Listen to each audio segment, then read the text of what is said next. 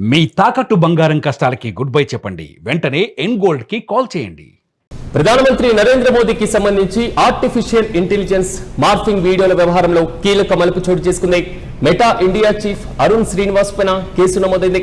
అయితే పలువురు social media యూజర్ల పైన కూడా హైదరాబాద్ సైబర్ క్రైమ్ పోలీసులు ఎఫ్ఐఆర్ నమోదు చేశారు. ప్రధానంగా ఫేస్బుక్, ఇన్స్టాగ్రామ్ వీడియోల పైన దర్యాప్తును ముమ్మరం చేశారు. మెటా భద్రతా వ్యవస్థలపైన విచారణను వేగవంతం చేశారు. ఈ దర్యాప్తును ప్రారంభించారు హైదరాబాద్ సైబర్ క్రైమ్ పోలీసులు. బిఎన్ఎస్ సెక్షన్లతో పాటుగా ఐటీ చట్టాల కింద ఈ విచారణ జరుపుతున్నారు. అయితే ప్రధానమంత్రి నరేంద్ర మోదీ పైన అనుచిత వ్యాఖ్యలు చేసినటువంటి ఈ కేసులకు సంబంధించి కూడా వరుసగా నమోదవుతున్నటువంటి వైనాన్ని మనం చూస్తున్నాం. ఇప్పటికే నోయిడాకు చెందినటువంటి రుచికా సింగ్ పైన 0 ఎఫ్ఐఆర్ తో కూడా కేసు నమోదు చేశారు. ప్రధాని నరేంద్ర మోదీకి సంబంధించి ఆర్టిఫిషియల్ ఇంటెలిజెన్స్ కి సంబంధించిన మార్ఫింగ్ వీడియోలు మాత్రం రోజుకో మలుపు తిరుగుతున్నాయి. ఒక రకమైనటువంటి కొత్త మలుపు చోటు చేసుకుంటున్నాయి. అయితే వీటిని కంట్రోల్ చేయడంలో మెటా విఫలమైందా? Meta India head Arun Srinivas తో పాటుగా పలువురు సోషల్ మీడియా యూజర్ల పైన తాజాగా హైదరాబాద్ సైబర్ క్రైమ్ పోలీసులు ఎఫ్ఐఆర్ ను నమోదు చేయడం మాత్రం కొంతవరకు కలకలం రేపుతున్నాయి. మరోవైపు ఫేస్బుక్ తో పాటుగా ఇన్స్టాగ్రామ్లలో వైరల్ అయినటువంటి ఏదైతే మార్ఫింగ్ చేసినటువంటి వీడియోలు ఉన్నాయో ఈ కేసు మొత్తం మీద ఈ వీడియోలపైనే ప్రధానంగా కేసు నమోదు చేశారు. ప్రజలను తప్పుదోవ పట్టించేలాగా ఈ వీడియోలు ఉన్నాయి. ప్రజలను తప్పుదోవ పట్టించే విధంగా ఈ వీడియోలను రూపకల్పన చేశారు. కాబట్టి వీటిపైన కనీసం చర్యలు తీసుకోలేదు అనేటువంటి కోణంలో కూడా దర్యాప్తును వేగవంతం ప్రారంభించినట్లుగా తెలుస్తున్నాయి. అయితే ఈ వీడియోలు ఎవరు రూపకల్పన చేశారు అన్న కోణంలో కూడా దర్యాప్తు కొనసాగుతున్నాయి. ప్రధానంగా భారత న్యాయ సంహిత బిఎన్ఎస్ సెక్షన్ల కింద, అదేవిధంగా సమాచార సాంకేతిక చట్టం కింద కూడా దీనికి సంబంధించి ఉల్లంఘనలు జరిగాయి అనేటువంటి అంశాన్ని పోలీసులు పరిశీలిస్తున్నారు.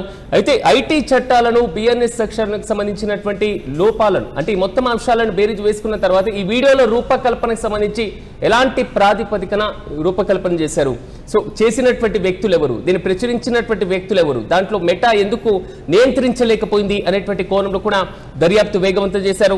అయితే దేశ ప్రధానిని ఉద్దేశించి ఇలాంటి వీడియోలు రూపకల్పన చేయడం అసలు సాధారణంగా జరిగేటువంటి విషయమేనా?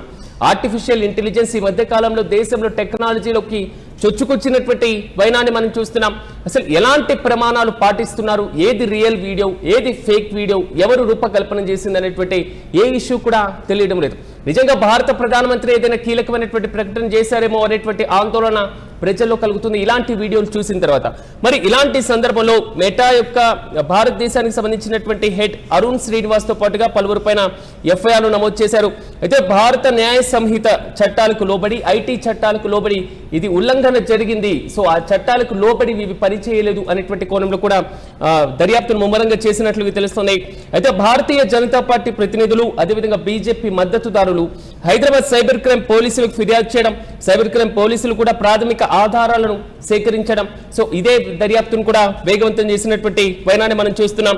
అయితే ఒకసారి ఎఫ్ఐఆర్ కి సంబంధించిన లేదా ఏ చట్టాల ఉల్లంఘన జరిగింది అనేటువంటి అంశాన్ని బేరీజు వేసుకున్నప్పుడు వీడియోను తయారు చేసినటువంటి వ్యక్తులు, తయారు చేసినటువంటి ప్రదేశం, ఎక్కడ అప్లోడ్ చేశారు, ఎలా వైరల్ అయ్యాయి అనే దానిపైన కూడా ఆధారాలను సేకరిస్తున్నారు.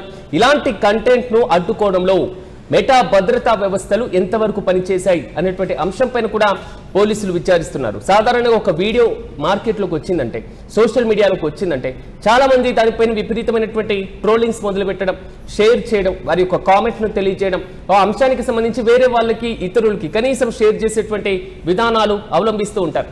కొన్ని రోజుల క్రితమే ఆర్టిఫిషియల్ ఇంటెలిజెన్స్ కి సంబంధించినటువంటి స్కామ్లు మనం చూసాం, నకిలీ ప్రకటనలు చూశారు. మరి ముఖ్యంగా మార్ఫింగ్ కంటెంట్ ను గుర్తించి ఈ తొలగించేటువంటి విధానం పైన వివరణ ఇవ్వాలంటూ కూడా మెటా ప్రతినిధులకు తాజాగా హైదరాబాద్ సైబర్ క్రైమ్ పోలీసులు పిలిచినట్లుగా తెలుస్తున్నాయి. ఇక కంపెనీ ప్రతినిధి విచారణకు హాజరై కంటెంట్ కి సంబంధించినటువంటి విధానాలను వివరించినట్లుగా తెలుస్తున్నాయి. అయితే ప్రస్తుతం దర్యాప్తు ప్రారంభ దశలోనే ఉందని, డిజిటల్ ఆధారాలకు బట్టి తదుపరి చర్యలు ఉంటాయంటూ కూడా పోలీసులు వెల్లడించారు. అసలు చట్టాలు చెప్తున్నటువంటి అంశాలను ఒకసారి మనం పరిశీలించినప్పుడు బిఎన్ఎస్ కింద అపకీర్తి కలిగించడం లేదా నకిలీ పత్రాలను, నకిలీ కంటెంట్ ను క్రియేట్ చేయడం ద్వారా ప్రజలను తప్పుదోవ పట్టించడం కింద తాజాగా కేసు నమోదు చేశారు.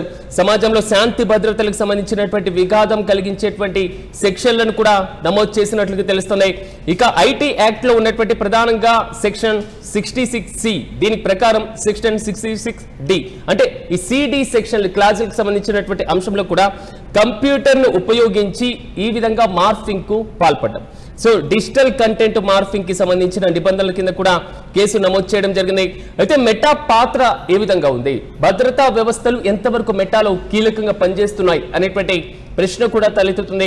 ఇంత భారీ స్థాయిలో మార్ఫింగ్ చేసినటువంటి వీడియోలను మార్కెట్లో వదులుతున్నప్పుడు సాధారణంగా ఏదైనా రాష్ట్రానికి సంబంధించినటువంటి మంత్రో లేదా ఏదైనా ఎమ్మెల్యేనో ఇలాంటి వీడియోలు చేశారు, సో ఆ వీడియోలు మార్కెట్లోకి వచ్చాయి అనుకుంటే అదొక సాధారణమైనటువంటి పరిపాటుగా లేదా ఆయనకి అనుబంధంగా ఉన్నటువంటి వ్యక్తులకి మాత్రమే తెలిసినటువంటి అంశంగా పరిగణించవచ్చు. కానీ 140 కోట్లకు పైగా ఉన్న భారతీయులకు ప్రధానమంత్రిగా పనిచేస్తున్నటువంటి వ్యక్తి యొక్క వీడియోలు ఈ విధంగా వస్తుంటే మెటా అడ్డుకోలేకపోతుందా, మెటా ఎలాంటి చర్యలు తీసుకోలేకపోతుందా అనే దానిపైన కూడా ఇప్పటికే బీజేపీ శ్రేణులు దుమ్మెత్తిపోస్తున్నారు.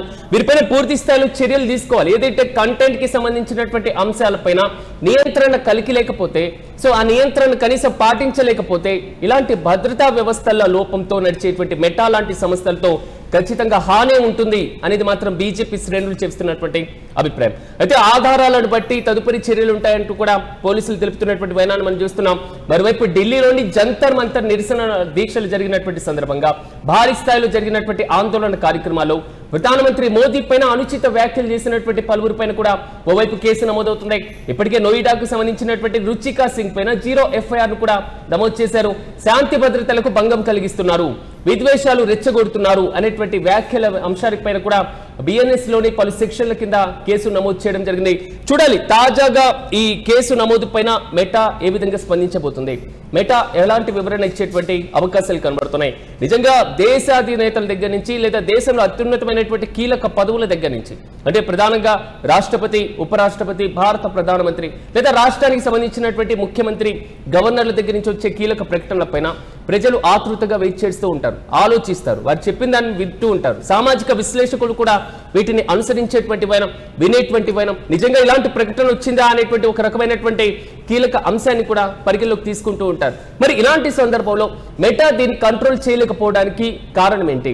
నకిలీ వ్యవస్థల పట్ల, నకిలీ వీడియోల పట్ల, మార్ఫింగ్ చేసినటువంటి వీడియోల పైన మెటా కంట్రోల్ కోల్పోతుందా? అసలు ఆ సంస్థలో ఉన్నటువంటి భద్రతా నియంత్రణ చర్యలు ఎంతవరకు ఉంటున్నాయి? ఇలాంటి అంశాలన్నీ బేరీజ్ వేసుకున్న తర్వాత హైదరాబాద్ సైబర్ క్రైమ్ పోలీసులు కూడా ఇప్పటికే మెటా హెడ్ పైన కూడా కేసు నమోదు చేశారు. మరి మెటా ఎలాంటి వివరణ ఇవ్వబోతుంది?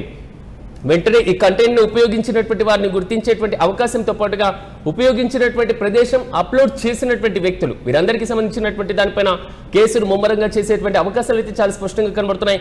ఈ సైబర్ క్రైమ్స్ ధాటికి భారత ప్రధానమంత్రి వీడియోలు మార్ఫింగ్ చేసేటువంటి వరకు వచ్చిందంటే దీనిపైన త్వరితగతిన కఠినమైనటువంటి చట్టాలు తీసుకోవాలి అనేది మాత్రం ప్రజల దగ్గర నుంచి వస్తున్న ప్రధాన డిమాండ్.